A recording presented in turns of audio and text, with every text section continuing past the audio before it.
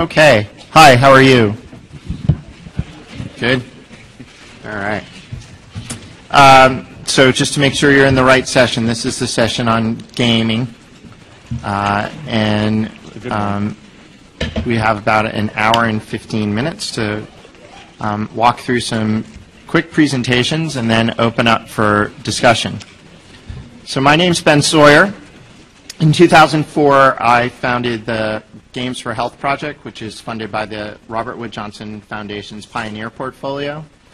And since 2004, we've been holding annual meetings and other events, as well as behind-the-scenes work, to establish as wide a possible an idea that games and game technologies could help in health and healthcare. This year, thanks to the support of some sponsors, as well as our booth attendees and the mHealth Summit show, we actually have the first mHealth Summit Gaming Pavilion, which you can find down in booth 700 in the exhibit floor, and you will see over 10 companies and organizations demonstrating a wide variety of mobile health games in a variety of topic areas, target audiences, and so on. So if you haven't had a chance, between 5 and 7 tonight, I believe, is another exclusive window, but it is open all day and all day tomorrow and half the day Wednesday. Also, on the second half of Wednesday, as the conference draws to a close, there'll be 3 additional sessions on games and healthcare that the Games for Health project has organized, and this is additional time to come and hear a few extra presentations, but also plenty of time for open discussion, Q&A, with people who have been involved in this field for quite some time. So I encourage you, if you're around on Wednesday, to look those sessions up in the program guide. I think they start around 1 o'clock in the afternoon and they go till about 5 o'clock. So between that, the pavilion, this session, and a few other sessions that are on the agenda, gaming is well represented this year at the mHealth Summit, and I believe I was part of a panel last year, and there were a few other small things. So it's nice to see it growing, and this is a really amazing turnout. So thank you for being with us. So we're going to start off with some presentations from our panelists. Going from down from my right is Dr. Bonnie 360, who will be providing an overview of the space. Dr. Bonnie Feldman has spoken at the Games for Health conference and has also written a number of research reports on games, big data, and analytics for groups like Moby Health News and other well-known social media sites. Then we have Michael Ferguson, CEO of Yogo, a social games for health, mobile games for health development startup based in Vancouver, Canada. Then we have Doug Elwood from NYU's Langone Medical Center. And then Dr. Dan Baden from the Centers for Disease Control, who is one of their point people exploring and trying to understand the emergent space of games, and in his other life is also a board game designer. So we have a great group of people up here to learn from and experience this space through. And so I'll turn it over to Dr. Bonnie 360 for our opening presentation. Thank you. Thanks. Can we open the slides? How does this work? I think it click? He brings up the slides. Oh, he's bringing them up. So we want to, presentation 179, please.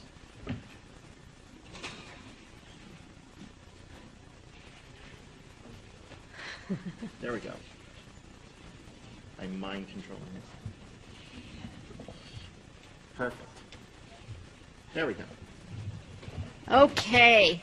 So does anyone in this audience have multiple divergent interests? I suffer, same thing, from multiple interests, including human behavior change and emerging markets. Behavior change has been an interest of mine for a long time, since the days when I was a practicing dentist. And emerging markets, at the opposite end of the spectrum, has also been an interest of mine since I was an equity analyst on Wall Street and now as an independent analyst and digital health consultant.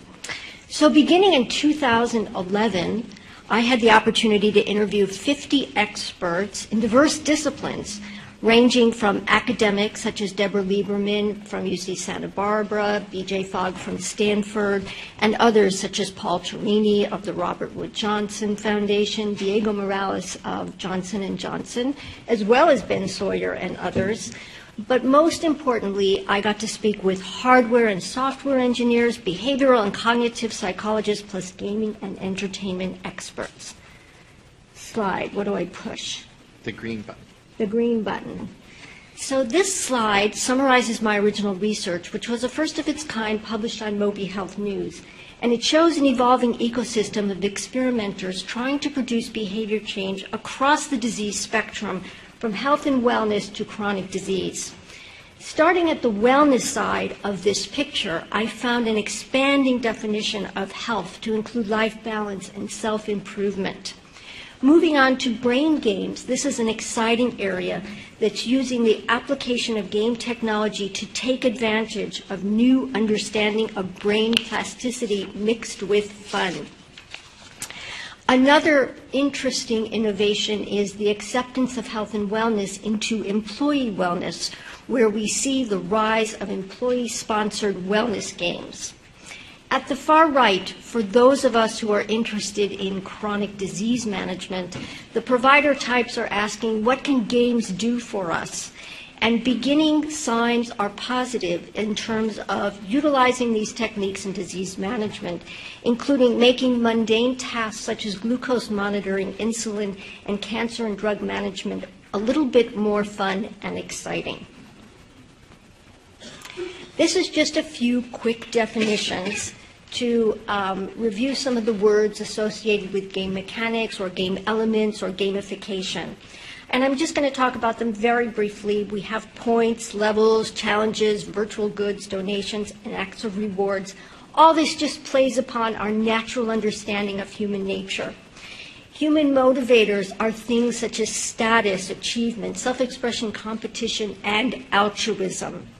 But as a practicing dentist who spent much time trying to get my patients to take better care of their health, using these gaming techniques appears interesting and possibly could be a good thing. Threatening patients with dire consequences definitely does not work. So my initial hypothesis for my original research was that gaming elements would act as motivators, and they would provide additional impact to online support. So today's presentation is going to ask the question of what is working and will serve as an update to the original research. Nowadays, everyone in healthcare is really in the behavior change business. So what is behavior change? We can think of behavior change as a series of small cumulative feedback loops composed of small baby steps. For example, if you start flossing one tooth and then add a second and another tooth, you've had these small baby steps. A simple feedback loop could be illustrated like this. The user engages with a mobile tool, it captures data, and sends feedback to the user that could be a simple reward for flossing every tooth, perhaps one time a day. More complex loops involve multiple iterations that would build upon themselves, such as flossing your entire mouth twice a day, imagine that, or changing your sleeping routine, or improving eating and exercise. So the ultimate goal in fostering behavior change is to get you to change your patterns. But as we know, life is filled with comfortable patterns, and these are very difficult. The question of behavior change has recently become interesting to so many people in so many disciplines that there's even a group called Habit Design with 650 members that meets in New York and San Francisco. So when I asked recently, I interviewed many more companies, and I said, what's working today to update my research? I found three themes that emerged: engage, personalize, and iterate. And we'll just abbreviate those so they're easy to understand, EPI. Engage is to capture people's interest and involvement using game elements to trigger motivators such as reward, status, achievement, self-expression, competition, and altruism. Personalize is to, or customize is also important. There is no one-size-fits-all in behavior change. People need what they need when they need it, and we need to capture their limited attention. We see many examples of this in areas outside of healthcare, but healthcare is just starting to catch on. Iterate as a theme of what is working also came up over and over. This is to better engage or more closely personalize, to see what works and do more of it. This concept is also well known in consumer marketing, but is new to healthcare. So I'm going to discuss 4 case studies across the disease spectrum that shed light on how these themes are contributing to behavior change. I'm going to start with Zamzi, a health and wellness company, Lumosity, Healthrageous, and we're going to end with One Health, a chronic disease management company. So, starting with Zamzi. Zamzi is a mobile game that gets kids moving, doing more exercise, increasing activity through positive feedback. And here's how it works. You upload a chosen activity, track their progress through an avatar, level up and earn badges, and then you can earn rewards. In a recent trial, clinical trial of 448 kids, this is amazing results. Over a 24-week time period, those who had access to the accelerometer and the website engaged in 59% more physical activity than those who just had access to the meter.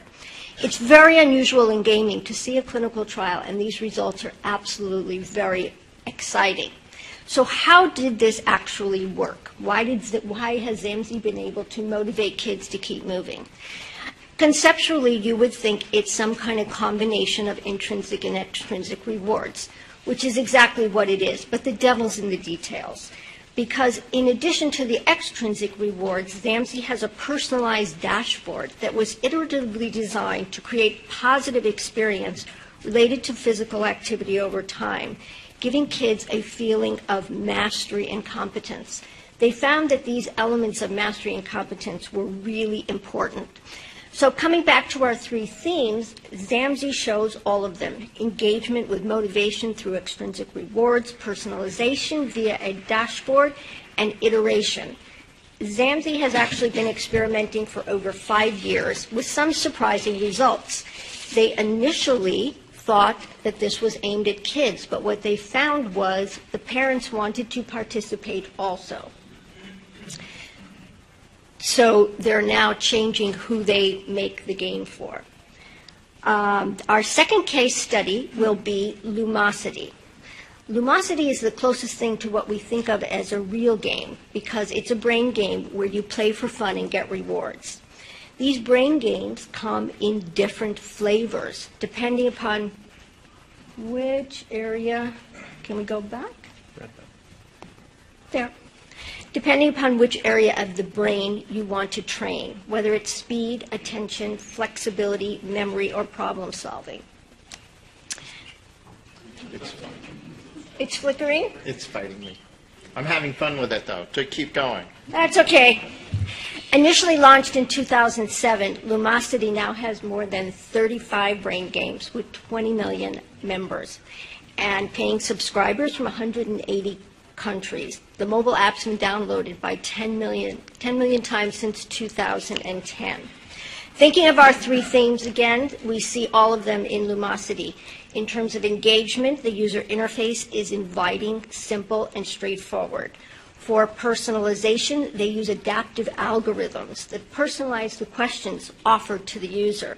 If you answer several questions wrong in a row, you get easier ones. If you answer several questions right in a row, you get harder ones. This is amazing applications of machine learning. And as far as iteration, Lumosity is doing some extensive research on user data. They have the largest database of behavioral and cognitive performance in the world. So the next 2 case studies are going to show a contrasting focus on different themes. First, I'm going to talk about Healthrageous, and then I'm going to talk about One Health. So Healthrageous was built on feedback loops, using timely and dynamic information as the center post. Alongside this information, they incorporate gaming mechanics and social interaction, creating feedback loops using social interaction and fun as supporting pillars. They're experimenting with education, automated coaching feedback loops, different incentives and game mechanics as an automated coach to provide, in essence, qualitative and quantitative monitoring and guidance. So coming back to our three themes, here's how Healthrageous shows these three things. They are engaging by integrating evidence-based protocols using dynamic gaming techniques that are simple, fun, and convenient, with positive reinforcement through rewards and competition. To personalize the experience, they're using analytics to present timely and impactful information.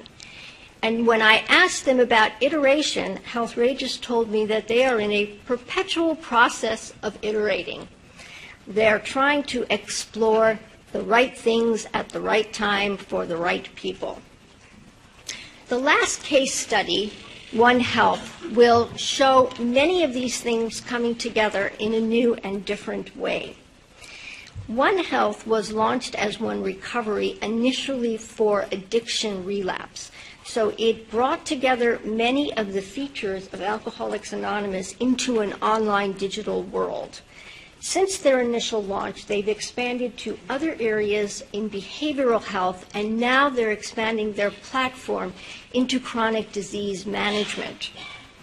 For engagement, like a good game developer who puts the player at the center of their user experience, mHealth has created a user-centered focus that cleverly hides game mechanics alongside clinical protocols.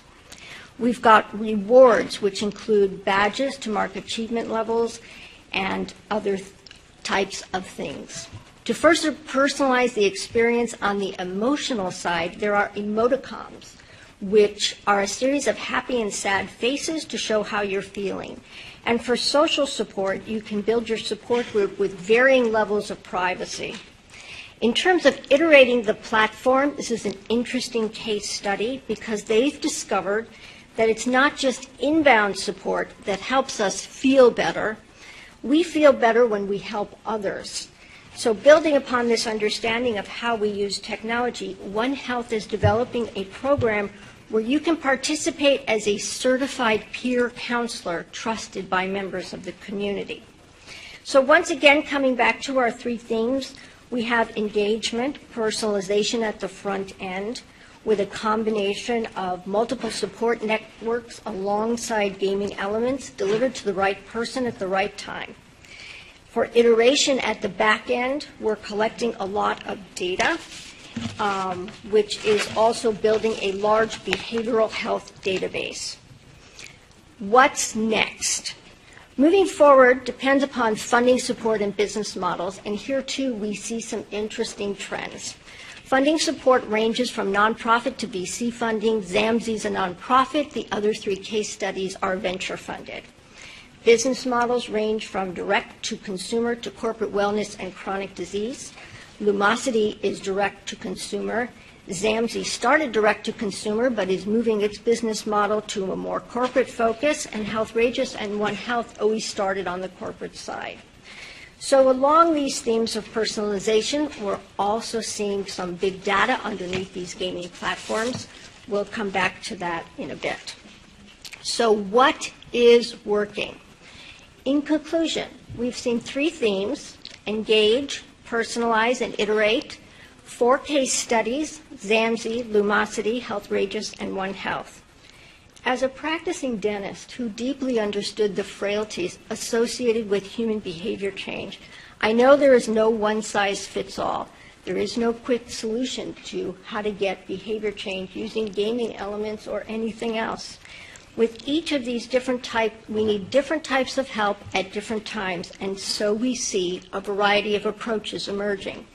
ZAMZ has tweaked their dashboard based on a better understanding of what motivates the user.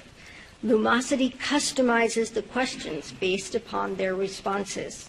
Healthrageous is using data as the center pillar, augmented with gaming mechanics and online support. In contrast, mHealth started with the patient at the center. Using the power of social networks, they added data-driven personalization. What's interesting is, while Healthrageous and mHealth began with opposite focuses, they are now meeting in the middle and seeing that both of these approaches are working.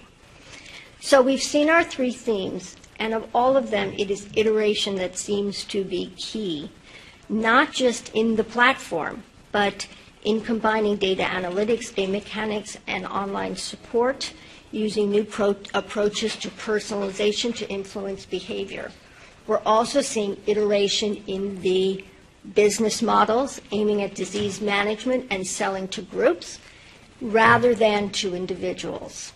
Thank you. Great. So we'll hold discussion and questions until the end so that we can combine all these thoughts. So we'll move next to Michael Ferguson. Hi, everyone. So, so I guess one thing that makes our company interesting, so Bonnie, you talked about business models, nonprofits and venture funded. You didn't mention companies that are operating profitably under their own steam as one potential, which is what we are. We're 35 people in Vancouver, and what makes us interesting, I guess, is that we have a real business in this space. We are interested in helping people use games to change their behavior in constructive ways, in particular people who have chronic diseases. So just a quick, I like these stats, so I'll just quickly give you a bunch of this. I'm going to move very quickly through the presentation, so I hope that nobody here is doesn't like flickering. 75 million adults in the U.S. using mobile phones, more than half the population playing games, 53% of everyone on smartphones playing games daily. This is a really interesting one. 41% of Nigerian cell phones are smartphones. So this is not just a North American first world phenomenon. This is all over the world. You know, we're seeing this penetration of really powerful technology put in the hands of individual people who have to manage their own health. But along with those interesting stats are some kind of frightening ones. Patient adherence is terrible, costs $300 billion in the U.S. A stat that I haven't put up here, which is unpleasant, is 125,000 deaths annually in the U.S. from prescription non-adherence. Just these three diseases, hypertension, and so on, 105 billion. And for the pharmaceutical industry, that's 30 billion in lost revenue. So there's some real economics at the bottom of this that we can leverage, I think, to do some pretty interesting work. I think we're starting to make some progress in that area ourselves, and I think other companies are too. So games and play, I believe, can be an important part of the solution. Not the only part of the solution, obviously. There's lots of different tacks that we can take and need to take on this problem. But we know that human beings naturally play. And it works because games are a kind of engagement engine, like a context management system. I've got, I'm going to drink 10,000 cups of coffee in my life, and this one cup of coffee I'm drinking right now is actually totally irrelevant to my health. You can be my doctor or my dietary advisor, my wife, and tell me that I shouldn't put sugar in that cup of coffee because it's bad for me, and I will say, well, that's bullshit. And I think we can all agree that that's true, right? This one cup of coffee is actually irrelevant. It's the 10,000 that matter. But the problem is we don't live in a world of 10,000 cups. We live in a world of one cup. So how are we going to change the context of that cup? So it's not just about the cup of coffee, but about this broader context of my health. Games are context management machines. When a game loses when you've lost your context in a game, that is, you don't know what to do next, the game has failed. That's when games are not fun, when you don't know what to do next. So this is also part of the problem in healthcare. What do I do next? What do I do with this cup of coffee? And how do I make my choice? So here is the most important game that's ever been made. These kids are playing hide and seek. So without hide and seek, there would be no humanity, right? If we didn't know how to hide from predators and seek prey, humanity would have died out, right? And I love this game because not only is it critically important to human evolution, it is, I think, a really good example of the kinds of games that can really make a difference in healthcare. So here is a totally emergent behavior, right? These kids are playing. There's no adults involved. They're playing on their own. And it is very, very sophisticated. Not only are they learning these critical survival skills, but they're also learning something about each other. This girl is learning that that boy makes a terrible hunter. Right? So we're learning something about each other, about our social behavior, and that's what's reinforcing here. It is, human beings have been using games to lay down new brain circuitry since there have been humans. So these are some of the principles we took into this into a game. I'm just going to show you quickly some of our projects. HealthSeeker is probably our best known. It's been around for a few years. We've been doing what we've been doing for 4 years. This one's been around in the field for about 2.5 years, working with the Diabetes Hands Foundation, Joslin Diabetes Center, and for the very generous support of Boehringer Ingelheim Pharmaceuticals, I should mention. It is basically a gamification of Joslin's diet and exercise program for people with diabetes. It takes a mission metaphor to turn adherence to this program into a social, healthy game. It looks like this. Doesn't look especially game-like, but the idea is we're trying to get people to do the first thing, the first new thing they have not yet done. That's actually the first big adherence cliff, if you like, is how do you get a person to do the first thing. I actually hate kale, so, but I only know that because I made a recipe with it once. Right? And it was a mission in HealthSeeker that gave me the recipe to try that thing for the first time. And if I hadn't done that, I wouldn't know. So maybe it would have turned out that I loved it. Maybe my lifestyle would be a lot better. But if I did love it, but it turns out that I do love getting up from my desk and walking around the block with my office mate. And that was a HealthSeeker mission that I have habituated. And it's about trying something for the first time makes a difference. And it's the social pressure now, the social context of sticking to this mission that makes me continue. We discovered some very interesting things about the social environment of HealthSeeker, which is built into Facebook, but also has Android and iPhone interfaces. Here's just some stats that we generated, which I think are pretty interesting. Having friends in the game makes an enormous difference. Users who have used any of the social features have done 3 times as many things. That is, they've tried 3 times as many new things, which is on average about 20 some odd in the first couple months. And they've played the game about 8 times as long. So they do a lot more healthy stuff when there are other people. And one of the interesting features was challenges. So we had created this system where I would take a new mission. I'm going to get up from my desk and walk around the block at lunch before I eat. I'm going to take that as a mission. We thought, well, maybe you'd be more likely to do it if you challenge your friend. Right? I say, well, I'm going to challenge somebody else in my office to do it with me, and that'd be more. But it turns out, actually, well, it does make me more likely to be adherent. But it turns out it really affects the other person. That is, the person receiving the challenge is people who receive challenges do on average the most amount of stuff in our game. That is, if you have other people in your social network that are encouraging you to do things, you're very likely to act. It sounds kind of obvious, but when you say it out loud like that, but we hadn't really expected it. I mean, we designed this feature to help the person giving the challenge to be adherent. But it turns out that we are impacting their social network even more than we were impacting them. Whoops, sorry, wrong way. So we took some of our insights here and built Monster Manor. So this is a game for children recently diagnosed with type 1 diabetes. It is probably the most game-like of all of our applications. Targeting kids 6 to 14 and their families.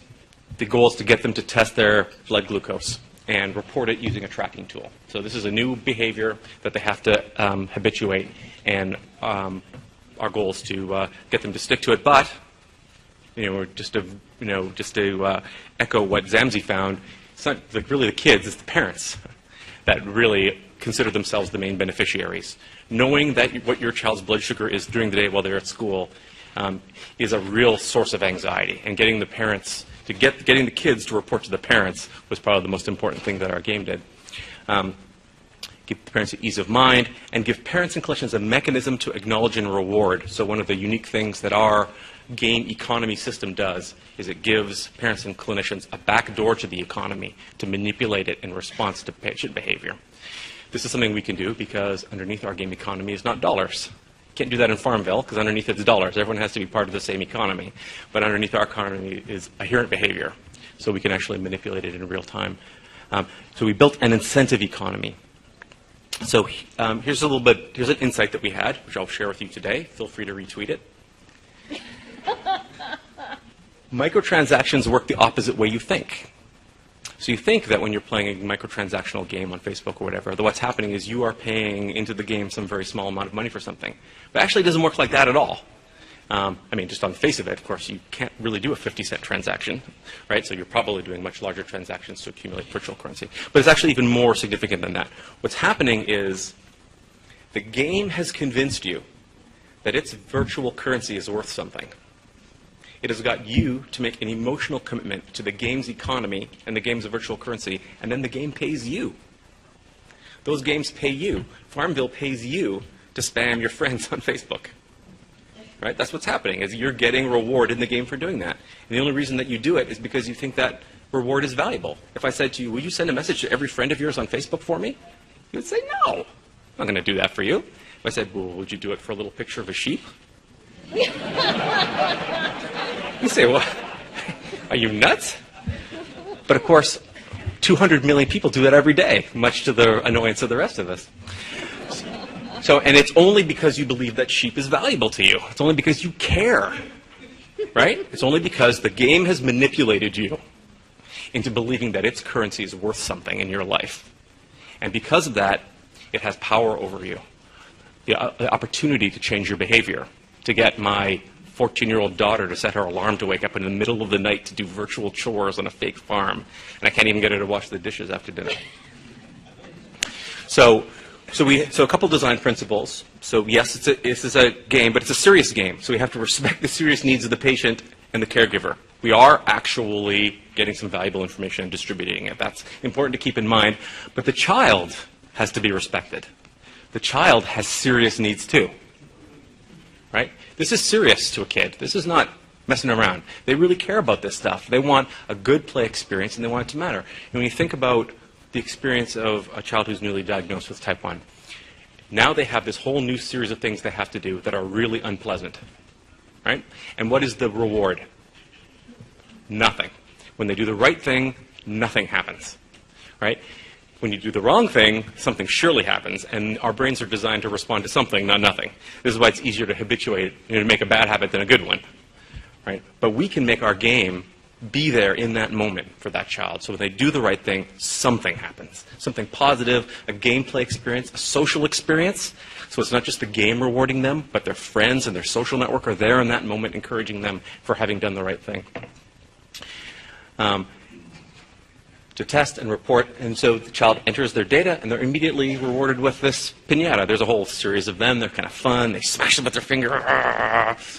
Kids love that. And they earn virtual goods, virtual currency, which becomes part of the game environment. They smash piñatas, get ingredients. They mix the ingredients together to make monsters. Each of the little play experiences is 30 seconds long. Not designed to be very long. The kid's got up from his English class. He's walked down the hall. He's checked his blood sugar. We don't want to keep him out of his English class, but we want to make something positive happen. He plays that game for 30 seconds, and he goes back. He's going to do it throughout the day. And so he unlocks new ingredients, new monsters, and participates in a relatively simple game economy, but the game economy is designed to be played out over multiple years with lots of collecting and new monsters and with new superpowers as they go up. And with arbitrage opportunities, which is important. So the child accumulates resources that they can share with their friends. As much as possible, we like to make the good things that happen in the game come not from the game, but come from other players, other people that matter to you. Again, in the interest of getting you emotionally connected to the economy. It's about getting you emotionally connected with other people. So, and then the parent gets this alert. This is the parent side of it. Not as much fun, but they love it just as much as the kids do. You should see their faces light up. And then we have a back end for the clinician, shows readings and so on, gives you a sense of what's going on. And here's a simple interface for the parent to use to introduce a new item to the economy. So sometimes what the children's doing is not measurable. It's not about entering something into a tracking tool. The kid has kept their equipment tidy, often a challenge for kids with type 1. The parent knows it's happened. The parent can introduce this new item into the economy, this new reward to reward the child's behavior. Let your kid be a kid. That's my kid, by the way. Just take a moment for me to be proud. Sorry, I'll move on. Thanks.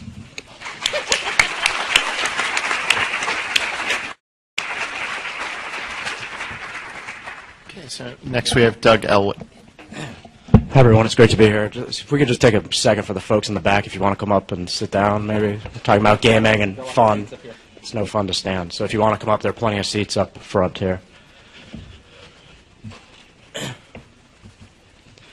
So again, it's a pleasure to be here. Two excellent speakers thus far, and we have one more to go after me. So it's a great panel, and thank you for joining. I'm actually going to take a step back and talk a little bit about gaming in some broader context, and especially given the whole focus of this conference. One of them is mobile, clearly. But the other is looking at point of care and also looking at the journey. And I think both of these concepts you've heard a little bit about already. I'm going to expand on that and then sort of back end to a game that we created and some of the results we found from it. So if you'll indulge me for a few minutes, I'm going to take a step back and put this into a larger context that we've been able to do at NYU. So I want to start here. As a physician, I echo Dr. Bonnie's comments about it's difficult to see patients every day come in faced with a task. I think everyone in the room is here because we're dedicated and very passionate about improving healthcare. How to do that remains the issue, which is what we're all discussing. But this scene is a very common one, and I think it's one that's potentially overlooked too often, and that's of the patient who gets a diagnosis and is faced with understanding, comprehending, and really walking away with knowing what to do. And I think at the end of the day, that's really what we're here about, and this is where it starts. And as a physician, I saw this a lot. That face is one that's been repeated and will be repeated throughout history unless all of us hopefully can do something about that. But it starts there. You get bad news, and no matter how bad it is, you go to this picture, which is back at work and back at life. You have a family, you have finances, you have things to worry about.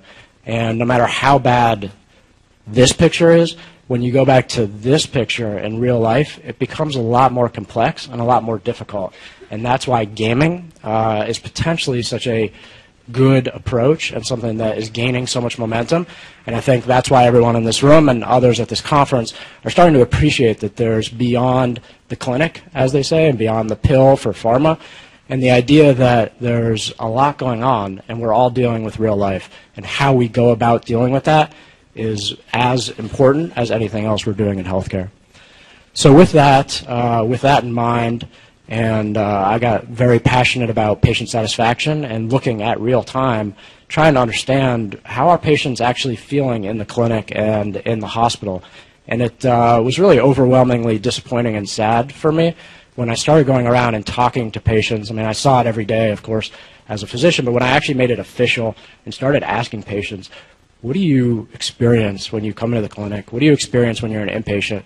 And it was really just unfortunately abysmal as to how bad their experiences are, how confused they are, and really, you know, we talk about motivation and sort of why aren't patients, you know, how can we improve adherence and things like that. But it really starts with just a basic understanding of who your physician is, who your healthcare team, what they're trying to do, what the medications are for. It's very, very basic stuff. You know, even wearing the gown and dealing with that and how to go to the bathroom.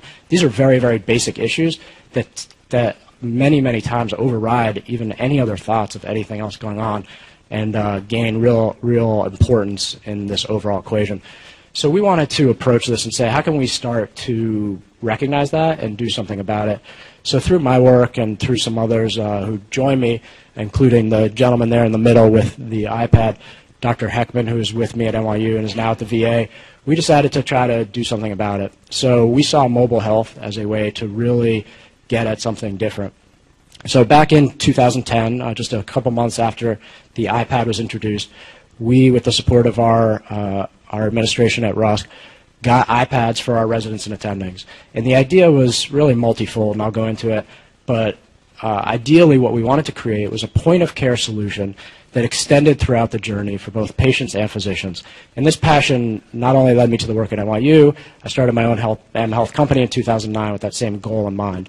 So what we wanted to do is really walk along the continuum of, basically we gave our iPads to residents and attendings. That was the first step.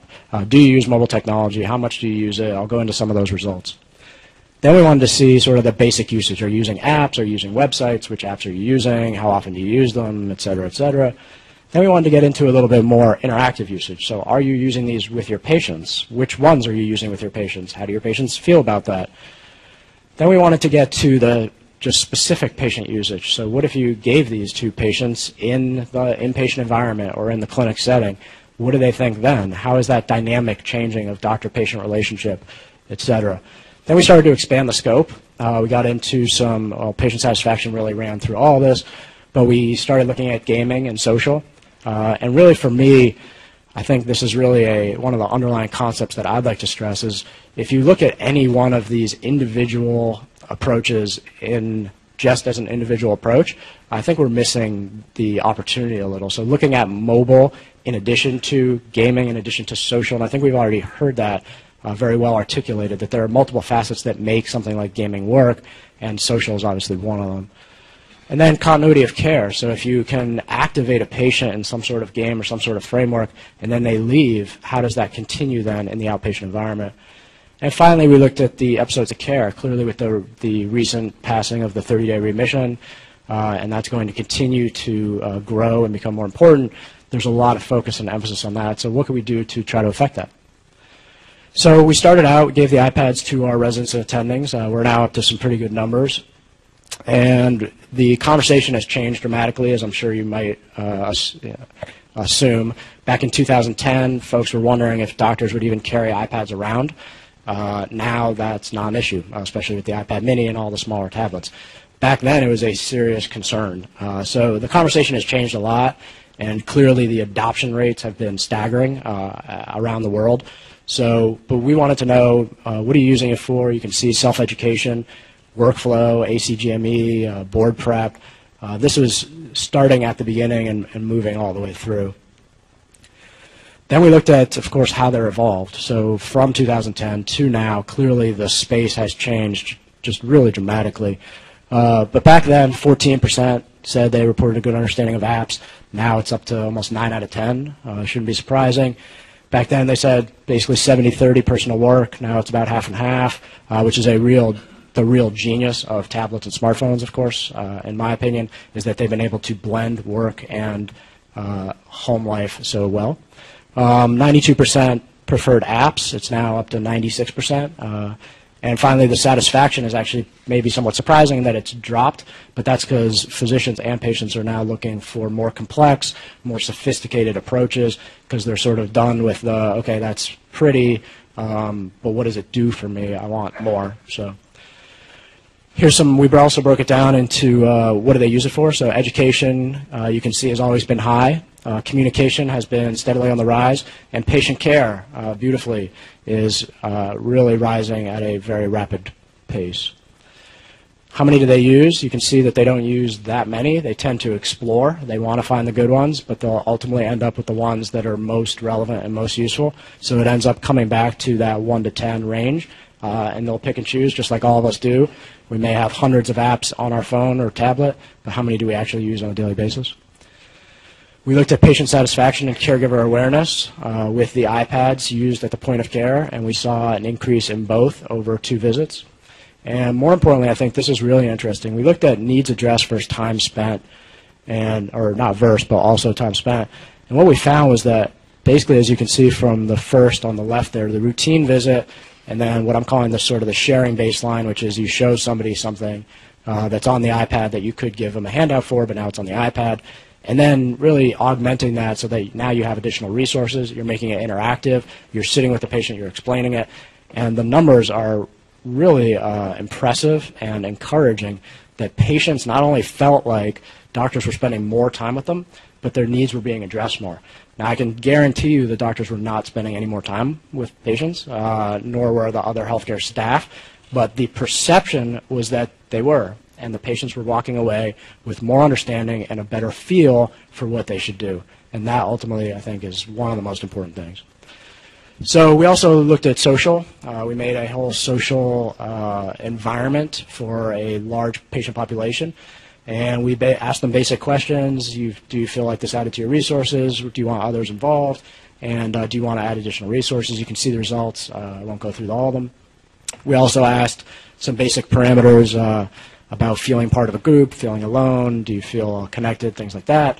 And you can see that there were also tremendous responses. Which brings me to the game. So we created a very simple game that I think is also important, that the games don't need to be extremely complex to drive engagement. what we did was basically tap into dance as a form of entertainment, as a form of engagement, and we basically gave this to a large group of patients who were amputees, not a specific group that really wants to go out and do things activity related. Many of them, as you can imagine, after amputation are extremely depressed and afraid to go back out into the community. This was a way to encourage them to start moving. So we created a game, basically tapped into the iTunes library, pick your favorite song, pick a goal for movement, and then with the phone's accelerometer, basically you could track your movement and meet your goal and then send it out socially. And the idea was very simple, just start moving however you can. And most people like music, so we started from there. So as you can see, the numbers were, again, really dramatic. We asked them first, which I think is very relevant to this discussion, do you know what a health game is? Are you familiar with that concept? Would you ever use a game for health? Almost uniformly, the answers were no. Nobody knew what that was. Everybody thinks traditionally of games as Monopoly or chess or sort of the board games, or they think of it the complete opposite of all the sort of the shoot-'em-up games that are prevalent now for all the young kids. So they started to understand very quickly that this was a quote-unquote game and that they could drive engagement and awareness because of this. Some of the other facts, so we compared an app over our control. 3/4 of the patients really enjoyed it. 86% that the social media added a good element to it. 80% almost enjoyed the scoring system. Very, very simple, very rudimentary even. Interestingly, we heard this already from both of the speakers, that the users became the teachers and the mentors.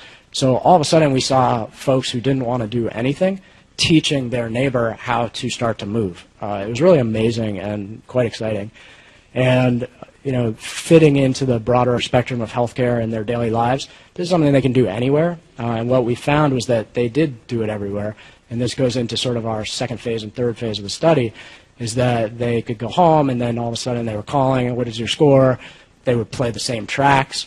And this was our first iteration, so we were hoping to make it more robust and more complex. But the idea was that they could all be in their support group or at a specific time of day, and they would all feel like they were dancing in a broad sort of virtual group. And that meant a lot to them. And just the phase 2 then is location-based, so we threw on some geolocation components, and now they're out and about. And as they go out and about, we're rewarding them for doing that. So it's part of the dance. It's expanding the focus.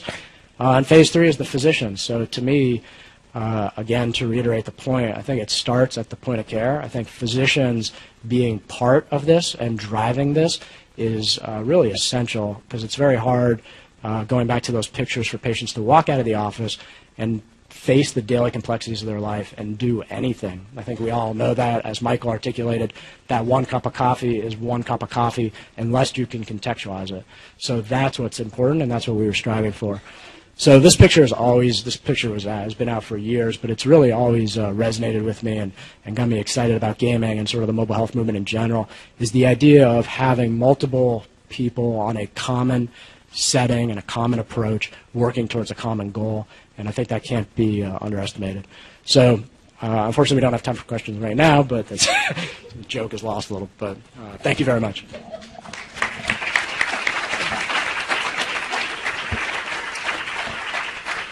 And we'll end with Dr. Dan Baden, and I'll have a few comments and questions, and we'll try to take a few from the audience.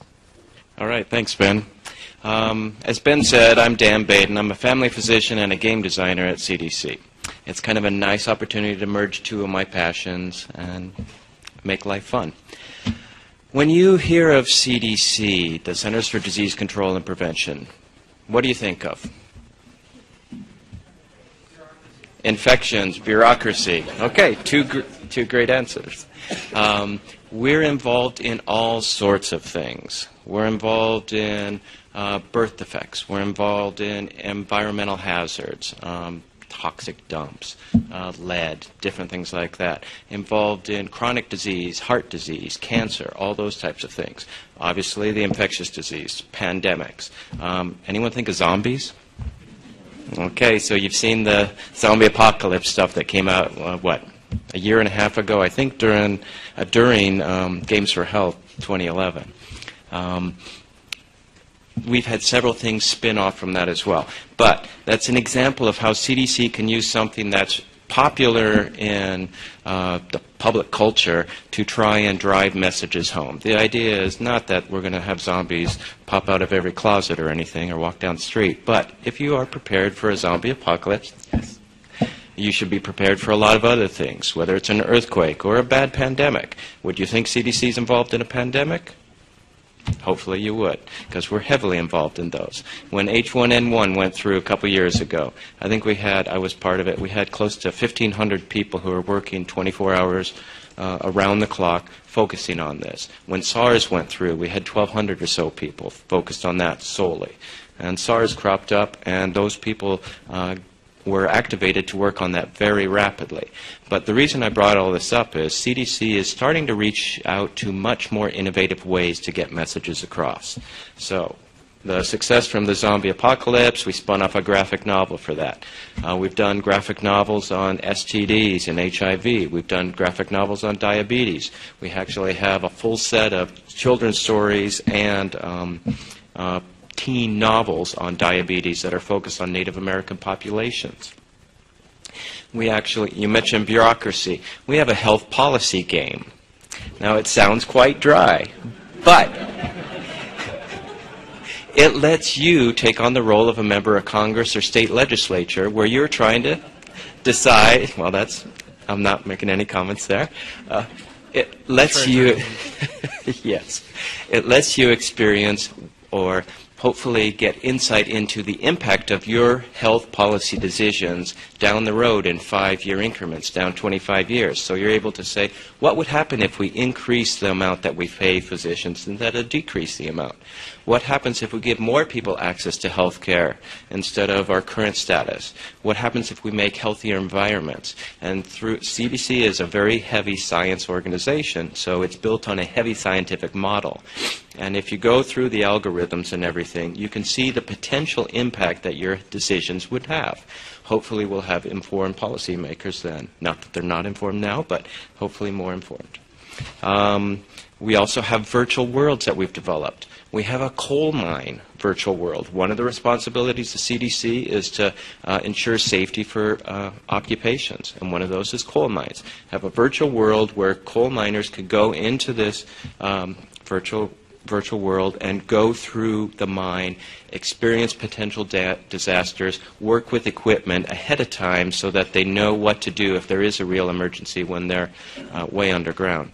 We also have a virtual world focused on people who are deployed to disasters, such as the Indian Ocean tsunami, or to Katrina, or to Haiti, or to anything like that, potentially even to Sandy. It helps people.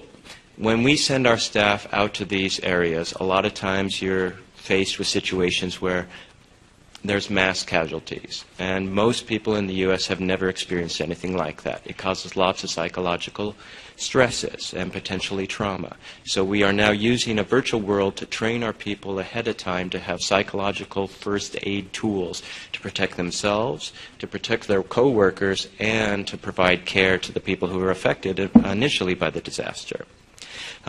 We also have a heart disease game to try and teach the patients and the public about the impact of different components of heart disease. We have one on spina bifida that's being put together.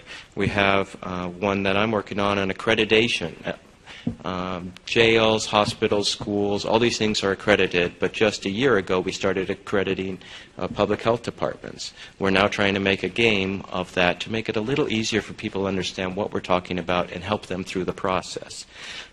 We also have a public health worker game that we're trying to put together. So when new public health professionals go out to the field, they don't intuitively know all the potential dangers there. Now, you may not think of it, but if you're tracking down someone who has, if you have a patient who has a sexually transmitted disease and you need to track down all their contacts, those people are not going to be real happy when you go out to meet them. And it can be potentially dangerous situations. I've not done that, but I've been told by people who have done it, I'm putting the game together myself, they've had guns come out of the mail slots indoors when people knock on the door. So one of the standard things is always stand to the side of the door when you knock on it. I had no idea about this. Same thing, when you get to a house, you shake the gate to see if there's a loose dog. So I put together, using Neverwinter Nights, if anyone remembers that old RPG game, a demo of how you could train people to use an avatar and go through a virtual world and encounter some of these dangerous situations ahead of time so that they are more prepared when they go into the field. We've also done a lot with Hollywood. Contagion was actually filmed at CDC. It was actually pretty accurate. I Am Legend was filmed there as well. We've had episodes on Army Wives, Law and Order, House. I think we've had a huge investment in or partnership with Hollywood and other television and movies and things like that. Weight of the Nation, did anyone see that last May or so? It was a partnership, NIH, CDC, and HBO, 4-part episode on weight and nutrition and things like that, physical activity, and tips from former smokers. I flew in this morning, and in Reagan, in the baggage claim, one of our advertisements is right there on the wall. Did any of you see those? The hard-hitting smoking cessation or showing the impact of smoking on people. A big media campaign last summer, but it's still going on. So we're involved in all sorts of things. But one of the reasons I'm here is to talk with other people, talk with you, learn what's going on, share opportunities that CDC is trying to put together. We've got lots of expertise. We don't have a lot of money, but we can partner with lots of people. So that's a quick presentation, but thank you. Thank you, Dan.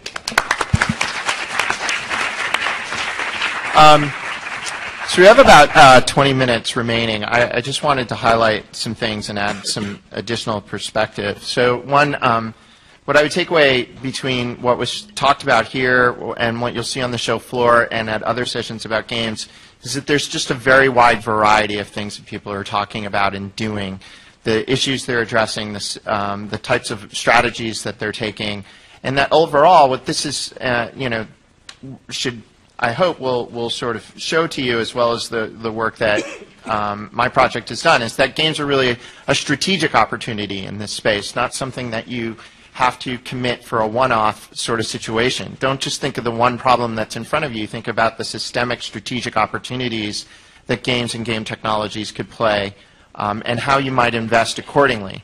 Whether it's just a matter of, upping the amount of reading and data that you're taking in about games, assigning someone to follow the space more acutely and sort of bring up information to you so that you can start to match the opportunities that are emerging in this space with the problems that are in front of you. Don't just chase the problem, chase the opportunities and the things that are coming forward. The second thing is just I feel like today's presentations, a lot of it dealt with this issue of spectrum that we see in the Games for Health space. So right now, there's a lot of interest in sort of so-called gamification, where I think Bonnie spent a decent amount of time, and Michael's sort of doing some of that work and bridging towards things that are getting increasingly more game-like, not just what we would say, sort of bits and pieces of games added to a traditional utilitarian function. What I would tell you as somebody who spends time in this space and working on games is that the spectrum is very important, but I would also say that within this, the opportunity to do things that go a little bit deeper is also something that's worth looking at. And how we balance what is obviously the simplicity, the almost stark simplicity that gamification is sort of, the gamification side of the spectrum is talking about, with the deeper constructs that exist in the kinds of games that we know are enthralling, young and old alike. It's understanding that spectrum and where to start to put your own investment in. That's something that you'll be grappling with for some time.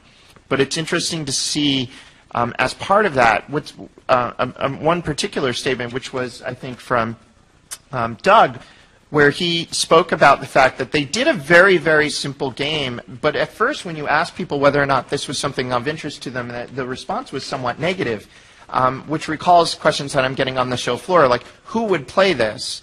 which is sort of the loaded question of, I have people I don't recognize as being game players, why would I want to use this stuff? But I think what your research shows is that when you put a compelling application in front of people, they will respond to it. And that's what games do most of all. And in fact, the average age of a game player in North America is 38 years old. And that we have whole franchises, The Sims, Farmville, and others, that exist in demographics that are not your typical Call of Duty demographic that everybody subscribes as being the only people who play games. So there's a large opportunity to dispel that myth between the spectrum and some of the discussion here today. I hope that you don't think of games as being just the sole bastion of a particular youth demographic, but the opportunity to put compelling, useful applications in front of people and get them motivated and engaged. And then finally, I think sometimes what's also lost is the ability for games to democratize complex systems. Well, the simplicity discussed today speaks mostly about the simplicity of interface, the lowering the barrier to get people engaged and involved. One of the great opportunities of games is to explain complex systems. And if healthcare is nothing but a complex system, some of these diseases are complex systems unto themselves. And if you want to seek to raise self-efficacy for someone, if you want to start to engage people at a deeper level such that we can start to have a sort of enhanced health literacy, be it with a patient who is someone who is sick or someone who isn't but needs to but it would be good for us to have a stronger understanding of our own longitudinal health self-efficacy. The ability to use games to depict these systems in ways that are accessible and playable and understandable is something that it offers great opportunity. So with that being said, let me ask each panelist a couple of quick questions. So one is, given that we're at the mHealth conference, can you just in a couple of quick sentences say what you think one or two really amazing, unique mobile opportunities are in the space? Because obviously there are lots of different games, and there are games you can play on mobile platforms, but then there are games that are enabled only because of mobile platforms. So I'd like to hear about that.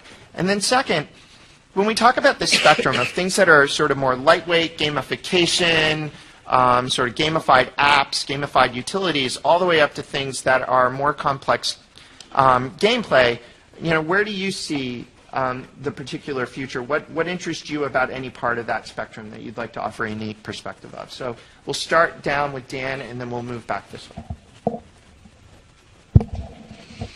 Okay. With regard to the mobile technology, mobile apps, different things like that, I use Weight Watchers online, and I have a Fitbit, and they don't talk. I would love to see an app, and I think it's coming. It may be out there. I may not have found it, but I would love to see a way that I can track my intake as well as my consumption of calories at the same time. So that would be my first one there. Yeah, there's definitely a lot of need for integration between these different sensor systems. Also, even inter-app applications. So if you have like an application like a MindBloom that's sort of more goal-setting game app, why can't it talk to some of these other apps? So I know down on the show floor, by disclosure, I've done some work with them, but Elbrus Networks is trying to build some of that. There are a couple of other companies also that are looking to dispel this. I think we're still in the early stages, so we're seeing silos, but I think those silos are going to break in order to give us the broad app opportunities that are available. So, anything to say about games versus gamification spectrum? With regard to that, I think the important thing, I think the badges and everything are helpful to a certain portion of the population, but I think the most compelling part of it is engaging people with a challenge. If you can engage people's desire to overcome a problem, to problem solve, to do all these types of things, you can apply that to anything. Heck, I'm trying to work on a grant writing game. I'm not there yet, but it's one of the challenges I've taken on myself. So I think if you can engage people's problem-solving capabilities and their desire, yes, it will be needed for a zombie apocalypse. If you engage their problem-solving capability and their desire to overcome challenges, I think you can use that application in multiple venues. Great. So for the first point, the mobility, I think I tried to articulate that when I spoke, is I think geolocation is a great way to do that. I mean, you see engagement platforms like Foursquare that have been obviously extremely successful in that regard. Also, the ability to take it to the patient or to the physician or to the community in a way that's never been possible before. So I think both of those are enhancements that mobile offers. To the second question, I think to the point that gaming, I think a lot of folks throw up their hands and say, I don't know, what is gaming? It doesn't have any relevance to me, rather than sort of understanding and trying to frame it as engagement and trying to enhance one's ability to engage and one's level of interaction. I think that's where you start to see the spectrum shrink, and games then become one and the same as engagement and the gaming spectrum. So.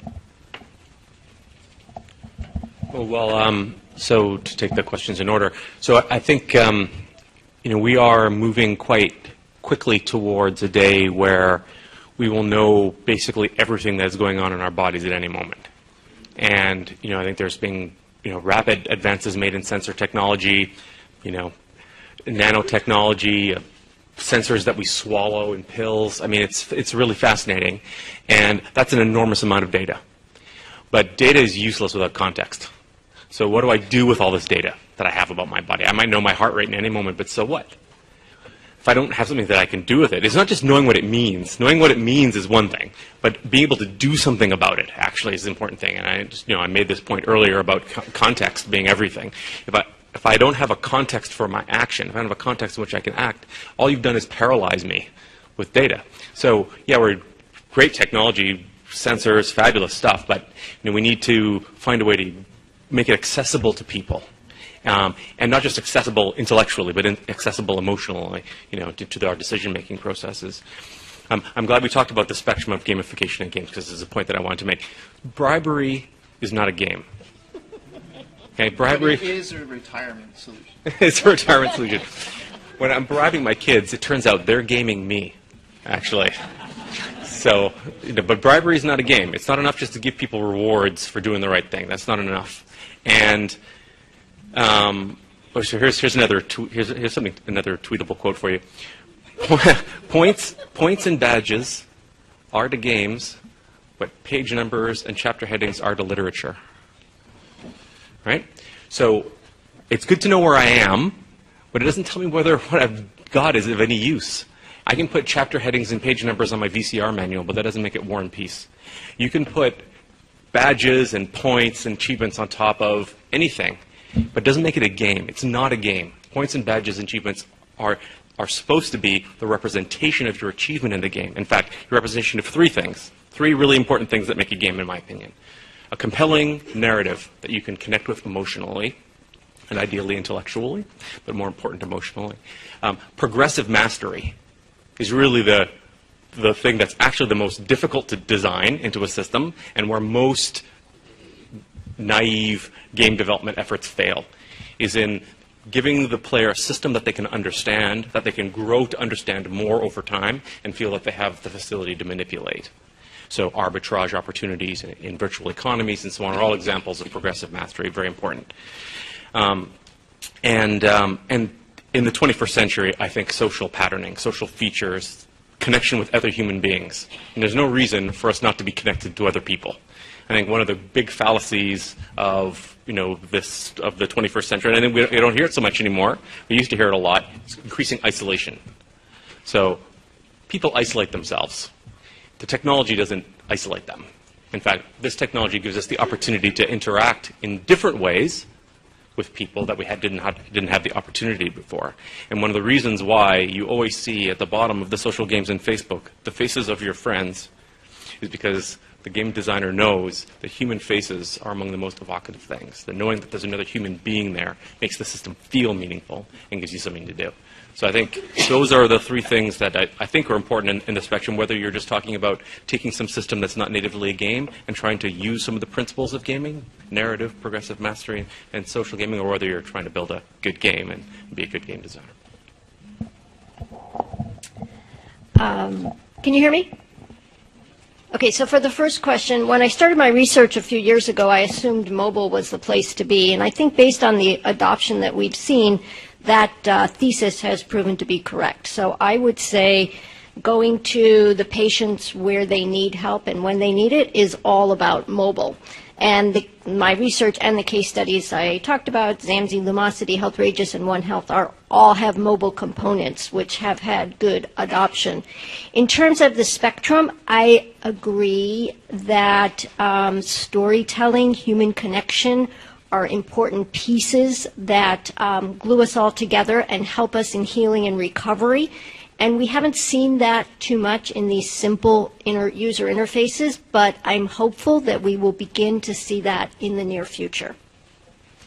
Great. Let me just add a couple of quick things to that. One is, in terms of the mobile opportunity, one thing that interests me is the fact that mobile hardware, mobile systems are enabling us to think of games that we couldn't build before. So when I think about exergaming, which has been very popular on console systems inside, the proverbial living room, and then I think about what we could do with exercise games on mobile platforms where we can do things about walking, which is the most ubiquitous form of exercise that can reach so many different people with so many different capabilities, far more than the sort of gym and fitness-based motifs that you see in many of these console exergames.